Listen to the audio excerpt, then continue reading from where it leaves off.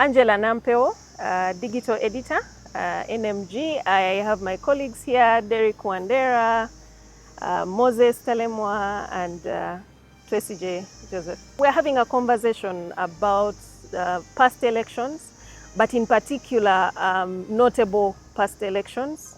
We're speaking about the Arua by-election, and we're going back to August of 2018, mid-August, when independent candidate Kassiano Wadri, who was being backed by opposition parties, particularly the one he was being backed by Robert Kyagulanyi, Sentamu, and a number of others.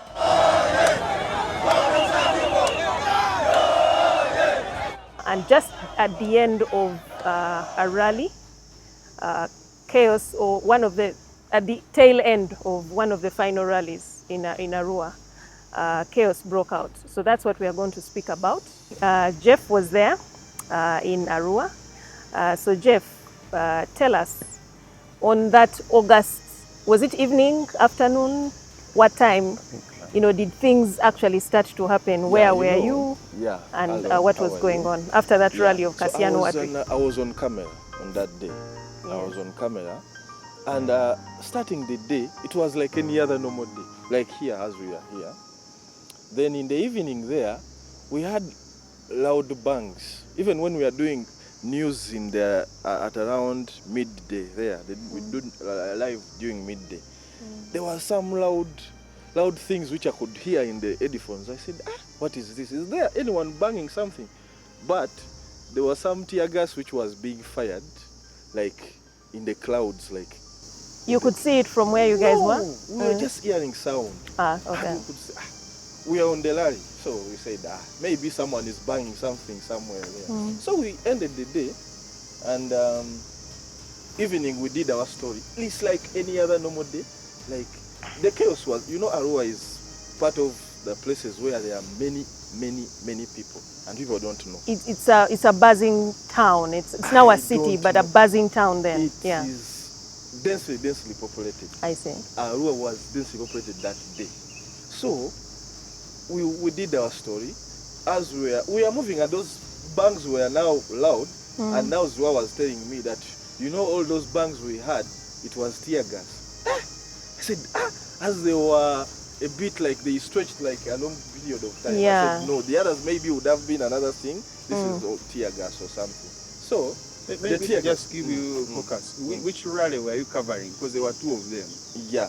For us, we are covering Wadri's rally. Then, and there was also President's. So who was covering President Museveni's rally from NTV, from Nation Media? What we're doing, we are because we are one team. We are three guys. There was Mwanga, who was a correspondent, and there was me, who was doing like a rounder, because Mwanga was not using his camera. We were only using one camera, and we had two reporters. Yeah, and that's it. I see. Yeah, so we could cover. Mwanga could go either on the other side or this way. But I remember we were on the FDC. But after finishing it, the FDC guys and the Bobby Wine started moving around. FDC guys. You get? After the rally, they didn't station, they started moving around. For us, we are packaging the story. So they called us, telling us that at that hotel, Pacific Hotel, someone has died. In fact, the person who, I don't know the person who called us, but he called Zua, telling us that, guys, you come to Pacific right now. And around what time is this? It was it was going to around 7 there. Okay. 7. Was starting to get dark? Yeah, it was starting to get dark. Around 7 there, because we had already finished filing the story. So we went there. When I saw that it was getting dark, I told Mwanga, you know what? You put on the light, because the light didn't have a hand on the camera, so you be the light. So the guy was holding the light. The light. Yes. Me, I was somewhere, but I could see everything. So I was holding the camera. So our mic was like this one. It was a cable mic. So someone was calling us to go up and talk to Bobby Wine.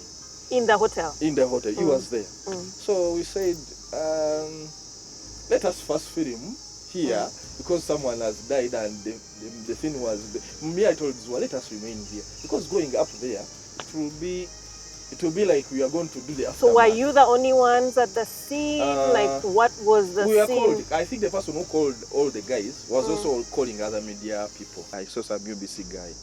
So after, we started filming. So Zuaz told me they want us live.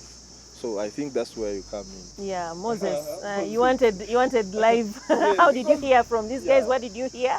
And yeah, so what did you instruct them to do? So the idea was that after they had finished their rally, they had to come up with a story and then report live from Arua. Now, my role, I was in the studio here at Serena, and my job was to coordinate with Herbert Ziwa and Jeffrey Tesje in the field. Now, of course, we were aware that Yasin Kauma, the driver, had been shot, who was Robert Kyagulanyi's driver, had been shot dead, and so we had pictures of the scene. We also had some commentary around. So Ziwa was on microphone, as Jeffrey indicated, and they started to give their account of what happened. They had sent their pictures earlier, so we used them as cutaways just to explain what was going on. And then in the middle of the transmission, they suddenly went off air. Eranga kati ye omubaka wa Mityana.